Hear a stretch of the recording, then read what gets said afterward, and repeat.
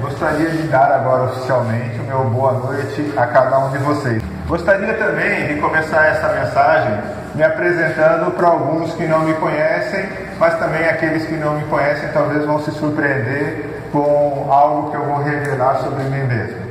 Para quem não me conhece, meu nome é Rogério, tá? Eu sou servo de Deus da igreja de Biguaçu e sou casado com a Matreve, que no momento ela não está aqui. Eu gostaria de falar que Deus me deu uma auxiliadora mais do que idônea, e o nome dela é Matreve, e a maioria de vocês todos conhecem. Deus me deu também 2 filhos maravilhosos, a Eduarda e o Gabriel, que está por aí. E Deus me deu um ministério que eu creio que eu não merecia ter. E Deus me deu também cada um de vocês como irmãos em Cristo. Há 28 anos atrás, eu não acreditava em nada disso. Eu não acreditava no versículo que vai aparecer para vocês ali. Segundo Timóteo capítulo 3, versículo 16 diz que toda a escritura é inspirada por Deus e ela é útil para o ensino, para a repreensão e para a correção e para a educação na justiça, a fim de que o homem de Deus seja perfeito e perfeitamente habilitado para toda boa obra. Como eu estava falando, eu não acreditava há 28 anos atrás em nada disso aí. Eu lembro perfeitamente de uma tarde em que eu estava num barzinho com amigos, e nessa conversa que eu estava tendo com os amigos, surgiu o assunto Deus. E eu falei, com toda a minha convicção, aquela que vem do coração mesmo, eu não acredito que Deus exista. Eu não estava bêbado, irmãos, eu não era bebê. Eu estava num barzinho com amigos, conversando, me divertindo. Mas eu realmente não acreditava na existência de Deus. A Bíblia, para mim, era um livro como um outro qualquer, que contava histórias que eram fantasiosas, embora eu nunca houvesse lido um versículo sequer da Bíblia. Eu estou contando essa história, irmãos, porque eu sei que esta pode ter sido a realidade ou pode estar sendo a realidade de muitos dos nossos jovens, e pode ter sido a realidade de alguns de vocês também. E hoje eu estou aqui para falar sobre unidade com a palavra de Deus, com a sua vontade, com a nossa razão, a razão dada por Ele para nós estarmos aqui hoje. Então, esse texto que está ali, o que de Deus se pode conhecer é manifesto porque Deus o manifestou, era algo que para mim, eu não conseguia enxergar Deus nas coisas. Gostaria de estabelecer 3 pilares que eu acredito que podem sustentar essa frase que está ali em cima. O que de Deus se pode conhecer é manifesto porque Deus manifestou. A primeira coisa que consta ali é a ciência, ou o conhecimento, a razão. Pensando no nosso intelecto, a forma de nós compreendermos as coisas e vermos e raciocinarmos, é a forma que a gente tem de enxergar e entender esse mundo. Depois nós temos ali a Bíblia, e por último, ele aparece ali a experiência. A experiência de um relacionamento íntimo com Deus. É disso que eu estou querendo falar. Eu tinha 17 anos de idade e eu não tinha nenhuma outra razão para acreditar que Deus existia, senão o fato de que isso é óbvio. É óbvio que Deus existe.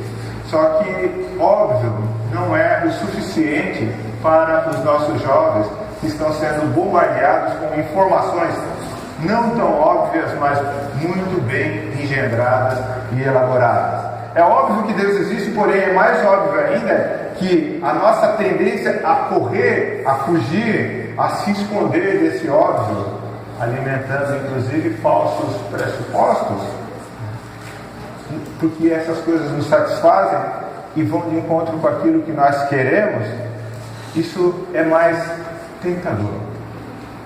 Eu vou dar alguns exemplos, É óbvio que os pais sempre têm razão, que os pais amam os filhos, que os pais querem o melhor para os filhos. Você pode perguntar para qualquer criança, para qualquer adolescente, qualquer jovem, para qualquer adulto. Mas é óbvio também que todos nós fugimos da orientação dos nossos pais.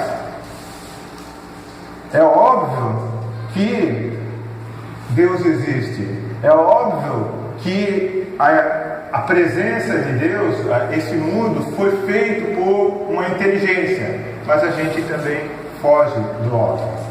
A nossa conversa, então, ela vai passar por esses 3 pilares que sustentam, então, o nosso conhecimento de Deus, que é a palavra, a ciência e a experiência. Nós vamos ver esses 3 pilares como algo que se corrompe, algo que constantemente está sendo corrompido pelo inimigo, por causa do aproveitar-se da nossa natureza carnal. Quando eu falo de ciência, eu não estou me referindo, né, àquela ciência moderna que a gente está falando do conhecimento que é sistematizado, ele é identificado, ele é pesquisado e explicado por meio da observação dos fenômenos, né, quando eles começam a observar os fatos e são formulados teorias metódicas e racionalmente. Eu estou falando da ciência, aquela que vem do latim, que significa conhecimento, que deu origem a essa ciência moderna. Então, a ciência como o exercício do raciocínio e da nossa razão, do conhecimento. A ciência que o significado dela é conhecimento, e a ciência que aparece 18 vezes essa palavra na Bíblia, né? Uma delas, que está em 1 Coríntios, no capítulo 14, versículo 6, que fala a respeito do dom de ciência. É um dom. Deus concedeu aos homens a capacidade de raciocinar, a capacidade de pensar e de inventar. Porém, assim como na própria Bíblia os fariseus e os intérpretes da lei, eles corromperam essa ciência da qual a Bíblia fala, esse conhecimento da ciência moderna hoje também ele é corrompido, irmãos. Nos tempos modernos existe um elevado número de teses e teorias que elas não podem se confirmar, ou elas não respeitam o exercício natural do raciocínio e da razão, e inclusive não respeitam as próprias regras que os próprios cientistas estabeleceram do método científico, e elas passam por verdade quando elas não são. E eu estou falando da teoria da evolução e estou falando também do tal do Big Bang. Os próprios cientistas, eles confirmam que não há comprovação. As evidências, elas são extremamente frágeis e as probabilidades são nulas para que essas hipóteses aí elas se sustentem. Ao contrário do que é publicado, porque nos livros dos filhos de vocês está escrito isso como uma verdade já confirmada pela ciência, mas ao contrário, os cientistas, os pesquisadores, eles refutam sistematicamente os pressupostos que podem sustentar essas teorias. Entretanto, na escola, o seu filho vai estar aprendendo sim, e a ciência já comprovou isso. Todos os avanços tecnológicos, os avanços e as descobertas que existem na ciência, proporcionados pela ciência moderna, eles são úteis, eles são extremamente benéficos, e é desse tipo de ciência que a palavra de Deus ela corrobora, e ela está falando que o exercício mental, o exercício da razão, ele é importante para cada um de nós, e ele inclusive nos leva até Deus, e é disso que eu estou querendo falar, né? Existem coisas que a ciência já trouxe para nós, que a veracidade dessas informações, ela traz um efeito tão benéfico que nós estamos vivendo num mundo hoje em que os benefícios são enormes por causa dos avanços científicos. E existe um conceito na Bíblia, né, que ele é extremamente esclarecedor para a gente entender que esse conhecimento com honestidade e com o exercício correto da razão, ele está alicerçado também em orientações bíblicas. E esse conceito é a palavra coração. A palavra coração, ela aparece na Bíblia, irmãos, por 876 vezes. Mas não está se referindo aí ao coração esse que pulsa no nosso peito. Está falando da nossa mente, do nosso entendimento e do nosso conhecimento. Vocês já ouviram falar que a boca fala do que o coração está cheio. Do que a boca fala? De algo que está na mente. Não é daqui do órgão que está pulsando no seu peito que nascem os seus pensamentos. Nasce daqui. Você já ouviu falar: amarás o Senhor teu Deus de todo o teu coração, de todo o teu entendimento e de toda a tua alma. Você conhece o que a palavra de Deus fala a respeito desse estímulo intelectual para o exercício da razão e o uso da nossa mente a inclinar os nossos ouvidos e os nossos olhos ao íntimo desse nosso coração. Eu coloquei alguns versículos ali, que eles em Provérbios, no capítulo 4, versículo 20 até o versículo 23, diz: Filho meu, atenta para as minhas palavras, aos meus ensinamentos inclina os ouvidos. Não os deixe apartar-se dos teus olhos, guarda-os no íntimo do teu coração, porque são vida para quem os acha e saúde para o seu corpo. Sobretudo que se deve guarda o coração, porque dele procedem as fontes da vida. Jeremias, capítulo 29, versículo 13 diz: Buscar-me-eis e me achareis quando me buscardes de todo o vosso coração. Filho meu, não te esqueças dos meus ensinos, e o teu coração guarde os meus mandamentos. Você não guarda o mandamento aqui, você guarda aqui. Isso está em Provérbios, no capítulo 13, versículo 1. Continuando, ele ainda continua dizendo: porque eles aumentarão os teus dias e te acrescentarão anos de vida e paz. Não te desamparem a benignidade e a fidelidade. Atas ao pescoço e escreve-a na tábua do teu coração, e acharás graça e boa compreensão diante de Deus e dos homens. Confia no Senhor de todo o teu coração. O exercício da razão nos leva a Deus, mas a palavra de Deus nos diz que também o coração é enganoso. Vocês conhecem Jeremias, capítulo 17, versículo 9?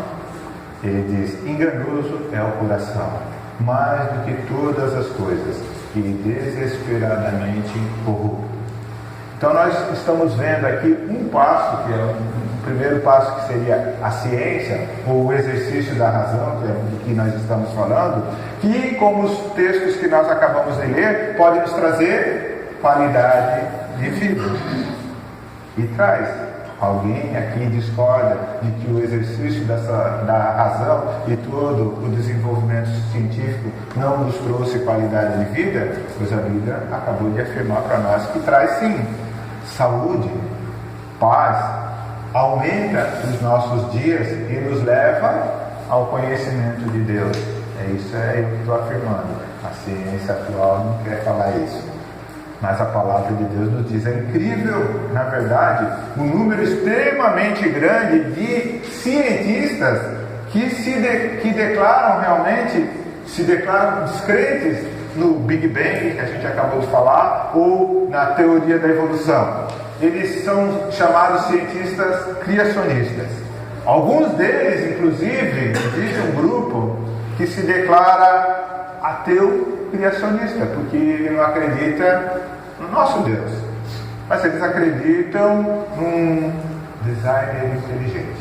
Por quê? Não tem outra explicação. Existe um desses físicos chamado Adolfo Lourenço. Ele fez a seguinte afirmação: aceitar a existência de um Criador é um ato racional. Aceitar que esse Criador, aceitar quem é esse Criador, isso é um ato de fé. Ele acabou de dizer que Deus existe, ele só não quer aceitar o nosso Deus. Por isso, em Romanos no capítulo 1, do versículo 19, que foi um dos primeiros textos que nós colocamos ali, diz: o que de Deus se pode conhecer é manifesto. Por quê? Porque Deus manifestou. Os atributos invisíveis de Deus, o seu eterno poder e divindade, claramente se reconhecem, sendo percebidos por meio das coisas que foram criadas. Então, você ainda não precisa da palavra de Deus para ter a certeza de que existe um Criador. Mas nós vamos mais adiante. É claro que existem evidências científicas de que Deus existe. O problema é que nós não queremos enxergar essas evidências. E por que as pessoas não querem enxergar essas evidências? Porque a partir do momento em que você admitir que existe um Deus, você tem que admitir que um dia você vai ter que prestar contas a Ele. E isso não te agrada. E quando você encontra alguém, né, que dá uma explicação bonita e razoável e toda cheia de floreios e complexas a respeito de um pressuposto que você já estava propenso a aceitar porque você queria se afastar da verdade, isso vem como um prato cheio para que você realmente abandone a verdade e aceite esse pressuposto. Ainda que alguém venha refutar essa teoria, você ainda fica aguardando, lá na frente pode ser que apareça alguém que tenha uma explicação um pouco melhor elaborada para garantir que aquela mentira que eu estou querendo acreditar é verdadeira. Isso na verdade não é dúvida, irmãos. Existe um texto da palavra de Deus que fala a respeito dos homens que fabricavam ídolos, e que a gente tem que lembrar que essas pessoas, esses magos do passado, esses sacerdotes do passado, eram os homens da ciência do passado.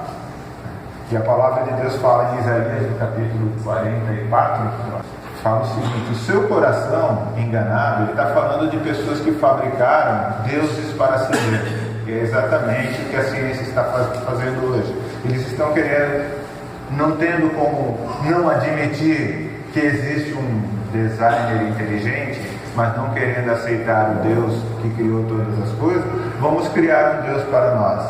E o coração, enganando, o iludiu, de maneira que não pode livrar a sua alma e nem dizer: não é mentira aquilo em que eu confio? Eles não conseguem enxergar isso, irmãos. É mentira, mas não conseguem nem observar e entender isso. Eu gostaria de continuar falando muito mais coisas sobre essa questão científica aí, mas não é o objetivo nosso neste momento, e nós temos mais coisas para falar. Então agora nós vamos falar um pouco sobre a experiência. Todos vocês conhecem a história de Tomé, conhecem? Tomé é aquele homem, um dos discípulos do Senhor, que ele viu todas as maravilhas que o Senhor fez.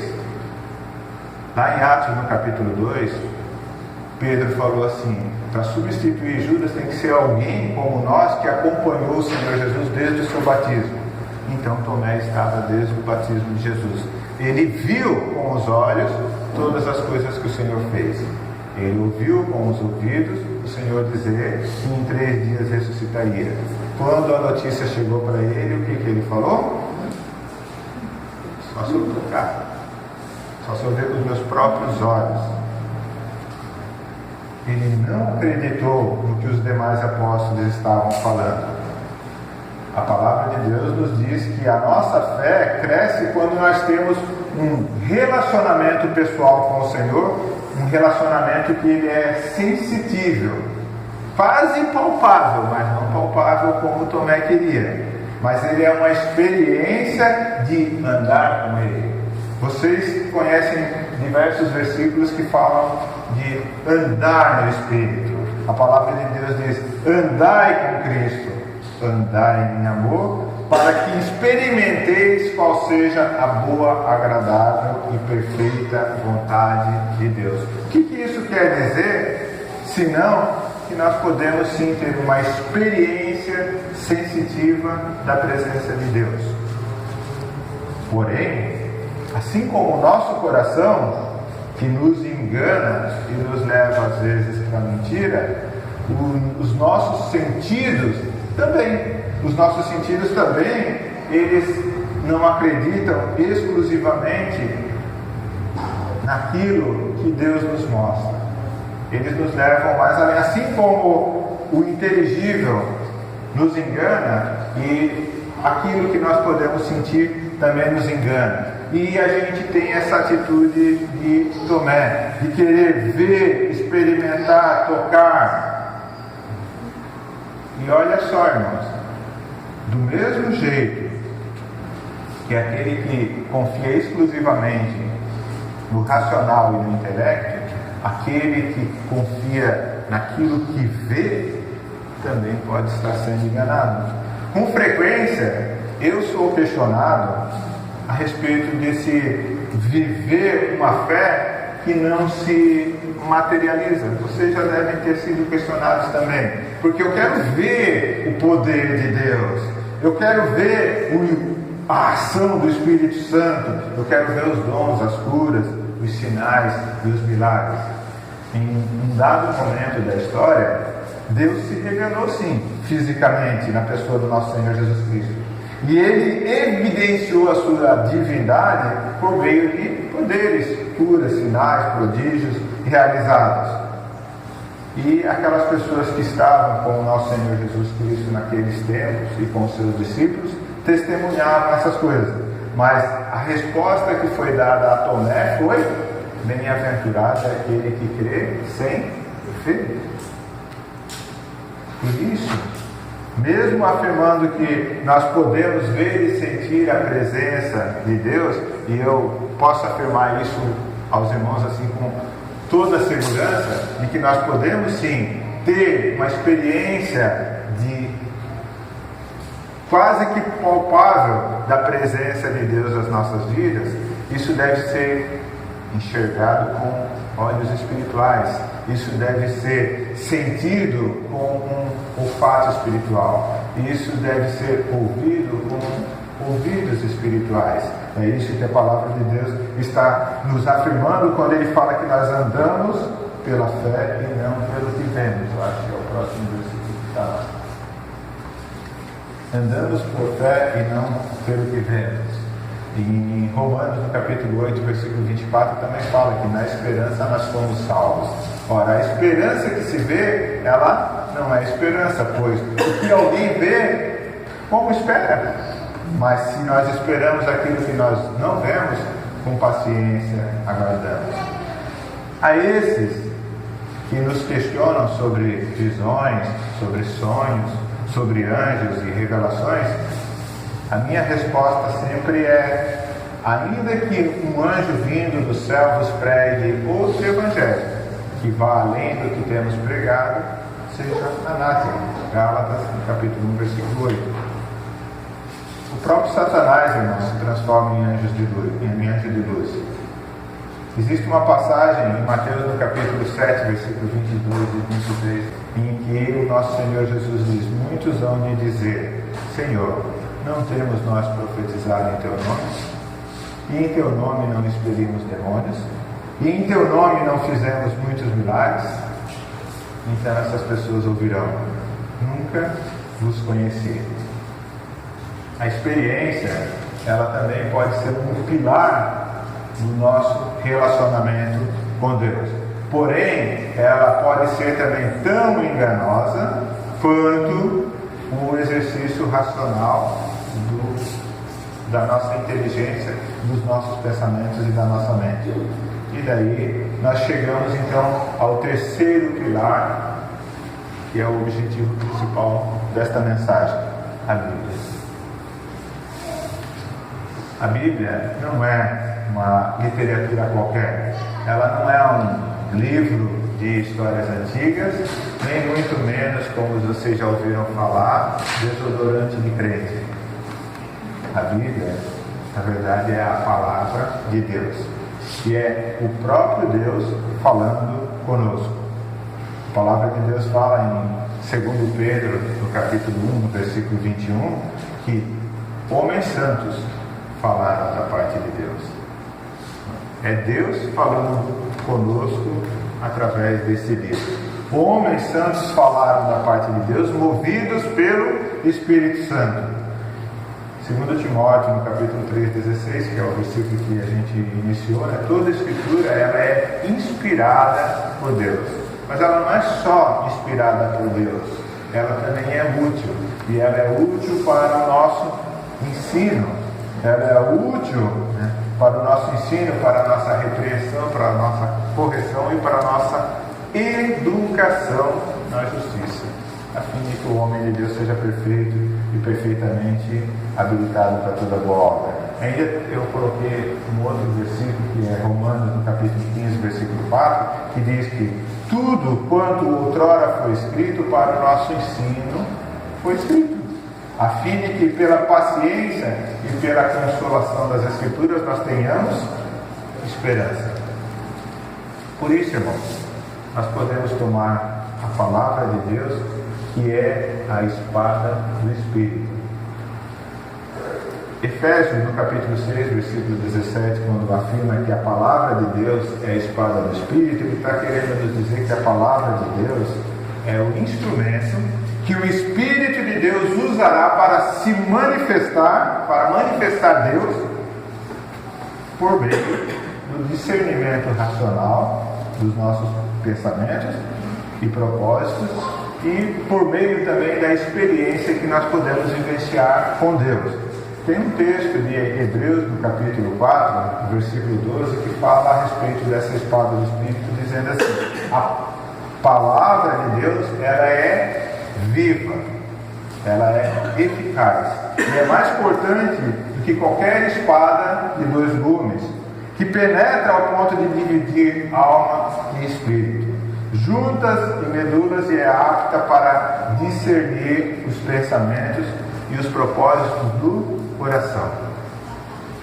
Veja que a palavra de Deus, ela confirma que a razão e a experiência, elas nos conduzem ao entendimento racional e um relacionamento com Deus. Mas eu gostaria de, talvez alguns de vocês podem estar pensando assim, então a razão não dá para confiar, a ciência sozinha também não dá para confiar, então a Bíblia, essa sim, essa eu posso confiar. Eu lamento afirmar a todos vocês, irmãos, que também a palavra de Deus sozinha, ela pode também não sustentar esse conhecimento de Deus do qual nós estamos afirmando. Não que ela não seja perfeita, a palavra mesmo nos confirma. Quando vier o que é perfeito, e o que é perfeito já veio, né? Então o que é em parte será aniquilado. Então a palavra de Deus é perfeita. Entretanto, o que determina que nós estamos experimentando de fato qual seja a boa, agradável e perfeita vontade de Deus, não é a tradução da Bíblia que você usa, a versão, o tipo de Bíblia que você comprou. Lembre-se que o que você tem em mãos é a palavra de Deus, que é a espada do Espírito. Então o que determina se essa palavra ela vai produzir o fruto de Deus na sua vida, a boa, agradável e perfeita vontade, é quem está usando. Se você usa, ela não é a palavra, a espada do Espírito. Se o Rogério usa, é a espada do Rogério. E ela, na condição de espada do Rogério, ela não produz efeito nenhum. É o Espírito agindo em nossas vidas que vai usar essa palavra que entra nas nossas mentes e traz um relacionamento, uma intimidade sensitível com Deus. E o Espírito que a todas as coisas prescruta até as profundezas de Deus, é esse Espírito que vai agir então nas nossas vidas. 1 Coríntios capítulo 2, versículo 10, esse versículo que eu acabei de falar para vocês, irmãos. O Espírito que a todas as coisas prescruta até as profundezas de Deus. Se você usar a espada como sua espada, como sua arma, como o seu poder, o que você pode extrair dela sem o Espírito Santo, também pode ser enganoso. Doutrinas como Jesus não é Deus, a salvação pelas obras, a teologia da prosperidade e tantas outras, elas foram extraídas da Bíblia. Homens usaram a espada do Espírito como sua espada, né, para dela extrair pretextos que se tornaram fontes então para validar as suas pretensões dos seus próprios pensamentos. Isso também não é novo. O diabo fez isso quando ele usou a palavra de Deus contra o Senhor Jesus. Ele falou para Jesus: se és filho de Deus, atira-te abaixo, porque está escrito: aos seus anjos ordenarás, e a teu respeito que te guardem, e eles te susterão nas tuas mãos, para que não tropeces em alguma palavra. Isso está em Mateus no capítulo 4 e também é repetido em Lucas também no capítulo 4. O diabo usa a palavra de Deus contra Jesus. Nós precisamos permitir que Deus use a palavra de Deus por intermédio do seu Espírito que nós habita, para que ela produza de fato o que Deus está querendo produzir em nós. A ciência, nós acabamos de falar, a Bíblia e a experiência. Se você tirar a ciência, foi de propósito, eu coloquei a Bíblia no meio ali.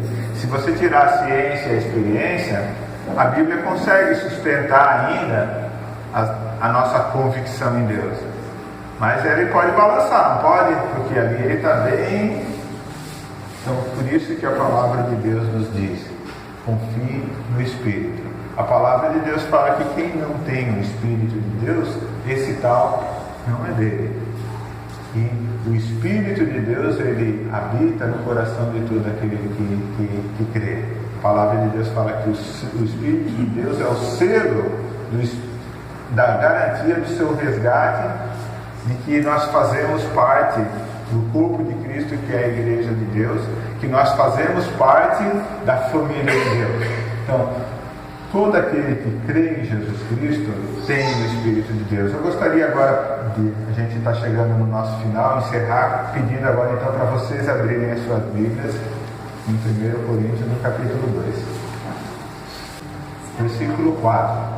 1 Coríntios, capítulo 2, versículo 4.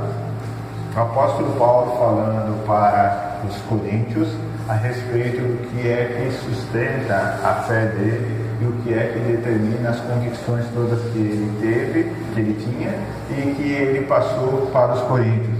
Versículo 4 ele diz: a minha palavra e a minha pregação não consistiram em palavras persuasivas de sabedoria humana, mas em demonstração do Espírito e de poder, para que a vossa fé não se apoiasse em sabedoria dos homens, mas no poder de Deus. Todavia falamos sabedoria entre os perfeitos, não porém a sabedoria deste mundo, nem dos príncipes deste mundo que se aniquilam, mas falamos a sabedoria de Deus, oculta em mistérios, a qual Deus ordenou antes dos séculos para a nossa glória, a qual nenhum dos príncipes deste mundo conheceu, porque se a conhecessem nunca crucificariam ao Senhor da glória. Mas como está escrito, as coisas que o olho não viu e o ouvido não ouviu e não subiram ao coração do homem, são as que Deus preparou para os que amam. Mas Deus nos revelou pelo seu Espírito, porque o Espírito penetra todas as coisas, ainda as profundezas de Deus. Porque qual dos homens sabe as coisas dos homens, senão o Espírito do homem que nele está? Assim também ninguém sabe as coisas de Deus, senão o Espírito de Deus. A nossa fé vem de Cristo, que nos dá o Espírito Santo, e o Espírito Santo trabalhando nas nossas vidas, ele vai nos dar a certeza de que nós temos um Deus que age e opera todas as coisas em nossas vidas.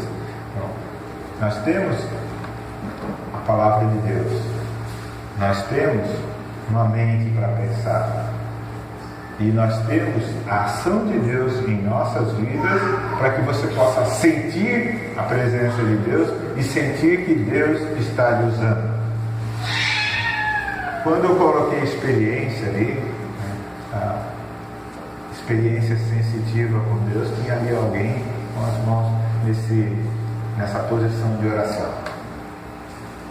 Primeira experiência e mais importante que nós não podemos esquecer nunca é de entregar todas as coisas nas mãos de Deus. É isso que a palavra de Deus nos ensina. Entrega nas mãos dele a sua vida. Entrega nas mãos dele as suas aflições. Entrega nas mãos dele a tua ansiedade. Entrega nas mãos dele aquilo que você está aprendendo. E a ação do Espírito de Deus na sua vida vai fazer com que essa espada seja viva e eficaz. Assim, do jeito que ela está aqui, é só um livro, irmãos. Ela tem que entrar aqui, e através, então, do nosso coração, ou a nossa mente, o nosso pensar e raciocinar, aí é que ela vai se transformar em ação, e ela vai produzir em todo o nosso corpo a obra que Deus nos chamou para realizar. Eu gostaria de mais uma vez convidar vocês para ficarem de pé, então nós vamos ter essa experiência de poder falar com Deus, de poder falar com Deus sobre as coisas que nós temos aprendido da palavra dele, e podemos pedir a Ele para que Ele nos use. Vamos orar?